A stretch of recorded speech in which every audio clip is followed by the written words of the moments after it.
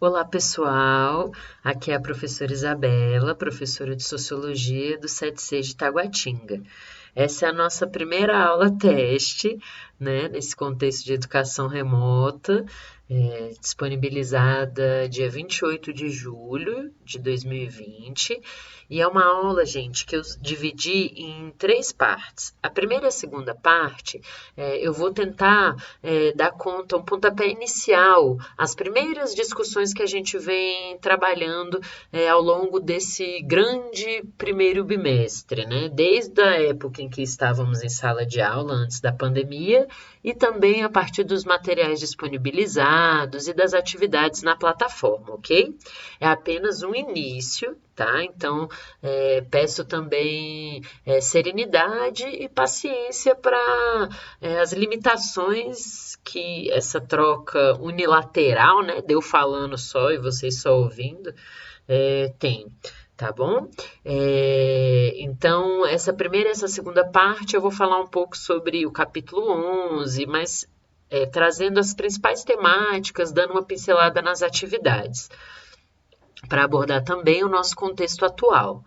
E na terceira parte, que eu vou disponibilizar somente na outra semana, para a gente falar mais sobre como que vai ser o nosso primeiro bimestre, tá? As atividades feitas, a atividade de recuperação que vai acontecer no dia 4 de agosto. Então, assim, fiquem tranquilas e tranquilos que eu vou informando direitinho, tá? Hoje aqui a gente vai tratar da primeira parte. E para falar da primeira parte, eu gostaria de iniciar com um provérbio africano, que eu acho que pode nos ajudar muito a pensar esse nosso contexto atual, né? O provérbio diz o seguinte: se um muro está dilapidado e não podemos consertá-lo, devemos fazer amizade com ele. O que significa esse muro desgastado, destruído, né? Que significa dilapidado? Nesse momento, eu associo o muro à metáfora desses desafios que a gente está vivendo, né? Não só individualmente, dentro das nossas casas, como também enquanto sociedade, comunidade, né? E são muitos os desafios, né? Para a gente estar aqui gravando essa aula remota, sem essa troca, né? Entre outras várias questões, né? E a gente não pode dar conta sozinho, né? A gente não pode resolver, né? Sozinhos e sozinhas. Então, já que a gente não pode consertar, a gente pode fazer amizade, né? Ou seja, a gente pode amadurecer nesse processo e tentar abordar aquilo que nos desafia sobre outros ângulos, né? Para quem tiver mais interesse sobre provérbios africanos, eu indico a Morena Mariá. Eu coloquei aqui para vocês o Insta, né? A Morena Maria é uma mulherista africana, afrofuturista, que eu acho que vocês vão adorar conhecer. O que está rolando, né? O porquê desse contexto de trazer um pouco sobre lidar com esses desafios? Que momento é esse que a gente está vivendo tão desafiante, né? O momento que a gente está vivendo é um momento em que requer análises, né? Que são muitas as questões, são muitas coisas que estão acontecendo, e é importante a gente ver a sociologia, né, como essa área do conhecimento que pode trazer perspectivas e visões sobre as coisas que têm acontecido, né? Dos protocolos de saúde, as mudanças que vêm acontecendo dentro das nossas relações sociais. E para pensar um pouco esse novo contexto que a gente está vivendo, eu trago para vocês um conceito, uma forma de entender esse momento da pandemia, que é o de pandemia racializada. Esse conceito, né, ele foi cunhado pela professora Rosa Campo Alegre, essa professora maravilhosa, afro-cubana, né, que junto de outras pesquisadoras e pesquisadores afro-latino-americanos e caribenhos, criaram para tentar trazer perspectivas de análise sobre os efeitos sociais que essa pandemia está tendo, né? Se a gente pensar bem, essa pandemia ela é em escala global, né? Por isso ela é uma pandemia. E ela tem afetado pessoas ao longo do globo de forma fatal, né? E os efeitos sociais aqui na América Latina, né? Afro-americana diaspórica, esse lugar né? É interessante a gente pensar que ele tem efeitos muito próximos e parecidos ao longo dessa população latina. Essa é a proposta da professora Rosa Campalegre ao trazer, né, essa ideia de pandemia racializada. O que significa falar desde esse lugar, né, de América Latina? O que a gente no Brasil tem a ver com isso? E aí eu sinalizo, gente, que no segundo bimestre a gente vai falar muito sobre espaço e lugar, porque tem muito a ver com a globalização. Beleza? Mas, voltando a essa questão da pandemia, né, e essas relações de interdependência que a gente tem com o mundo. A gente aqui está localizado na América Latina. Esse é um mapa que eu trago para vocês, né, um mapa da América Latina e os seus respectivos colonizadores, né? Desde 1492, esse território vem estado em disputa com os europeus, né? E a chegada do primeiro europeu, Cristóvão Colombo, aqui, desde 1492 até hoje, estima-se que mais de 90 milhões de pessoas que viviam aqui e vivem até hoje, antes da chegada dos europeus, os povos originários, né? Os europeus chamaram essas pessoas de índios, indígenas, né? Mas os povos originários, pindorâmicos, as pessoas que aqui já viviam há milhares de anos antes da chegada dos europeus, foram mais de 90 milhões de pessoas mortas. Isso é muito sério, a gente pode considerar inclusive o primeiro grande genocídio da história da humanidade, né? E quantos povos indígenas, né? Quantos povos originários, quantas pessoas originárias a gente conhece, né? Isso fala muito sobre esse apagamento dessas pessoas na nossa história da América Latina. E uma outra coisa também muito importante para a gente entender algo que a gente compartilha com esse território é que aqui na América Latina, americana e caribenha, né? O Caribe é essa região aqui. A gente teve a chegada de milhões de africanos e africanas trazidas do continente para cá, para esse território, dispersas, tanto para o norte, quanto para o centro, quanto aqui para o sul, né, na América.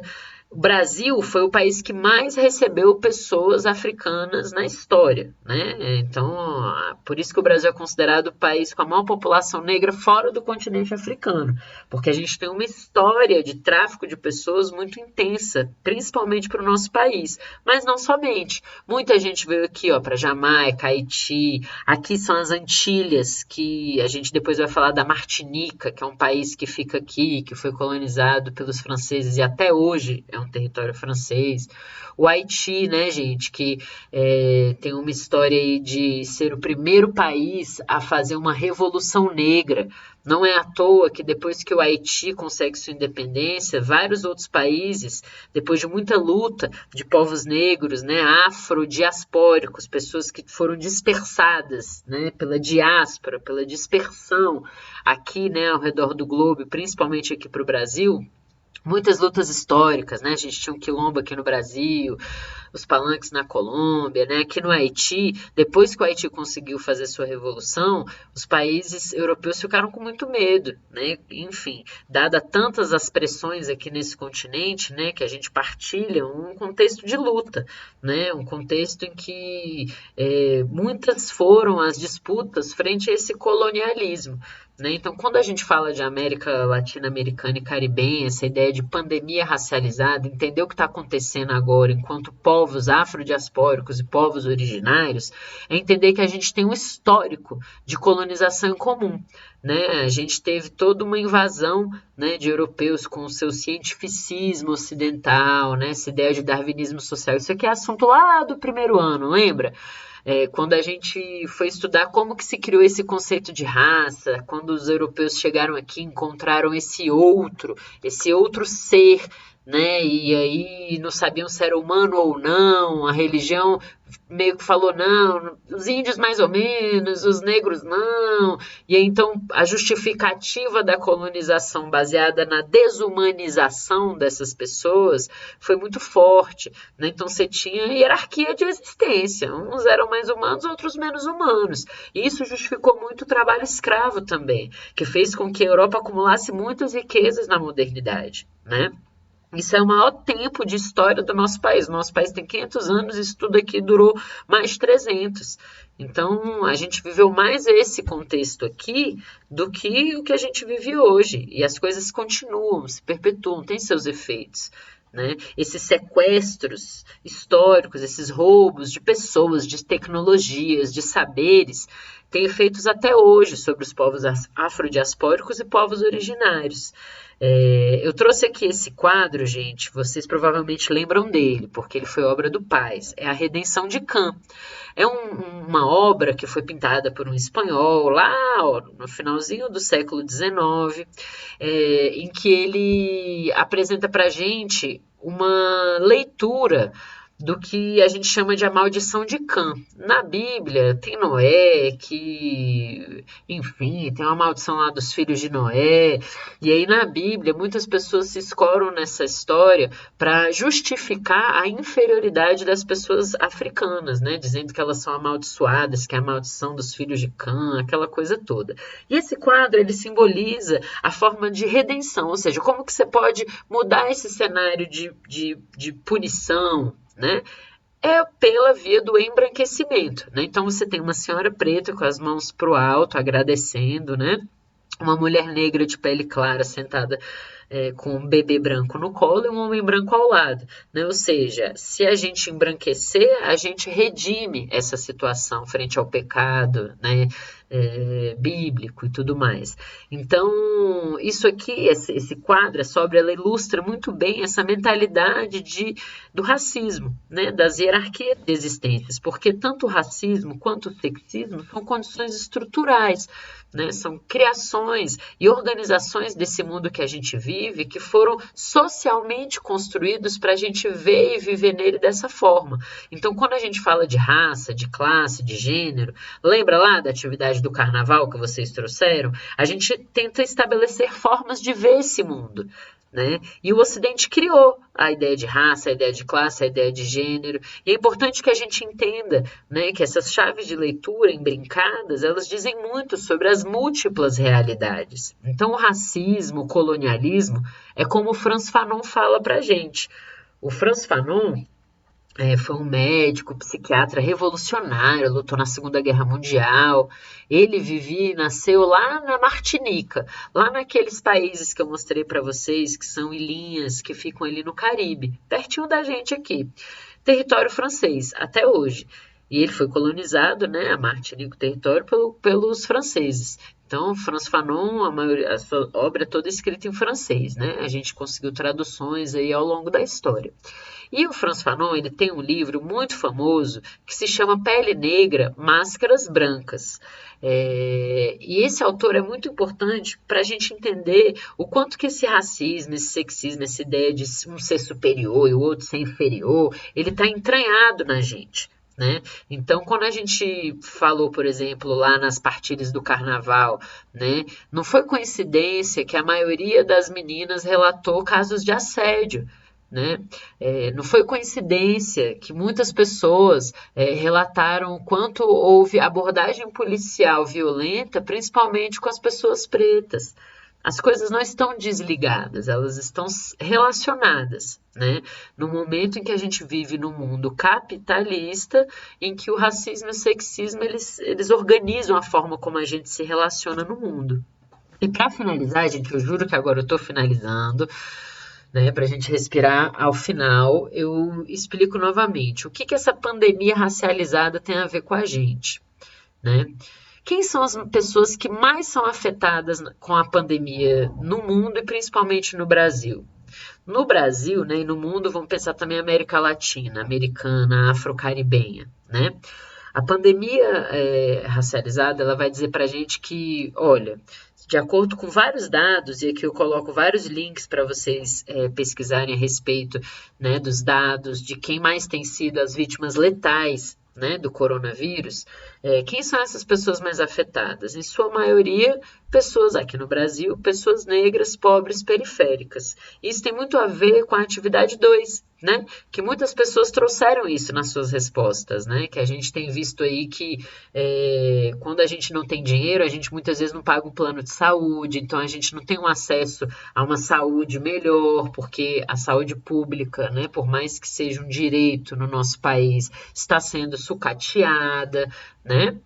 A gente também viu que muitas pessoas estão morrendo, principalmente pessoas negras, porque a maioria das pessoas que se encontram hoje em situação de vulnerabilidade e risco não tem uma infraestrutura, uma água, políticas efetivas de saúde, acesso. Né? São pessoas que moram em regiões periféricas, em sua maioria populações negras. Né? E aí, quando a gente pensa, por exemplo, na dona Cleonice, né? A dona Cleonice, gente, foi a primeira pessoa no Brasil a falecer de coronavírus, a primeira vítima fatal, lá no Rio de Janeiro. Né? No dia 17 de março, infelizmente, Dona Cleonice nos deixou. Dona Cleonice, ela, pelas próprias palavras da família, né, era uma mulher muito trabalhadora, ela pegava 3 conduções para chegar ao trabalho, né, mulher de 63 anos. E Dona Cleonice, ela trabalhava para uma mulher que tinha acabado de voltar da Itália, na Europa, adoecida, não liberou Cleonice, mesmo sabendo de tudo que estava acontecendo, né? Afinal, ela tinha vindo de um país em que isso estava, né, em alto grau de acontecimento.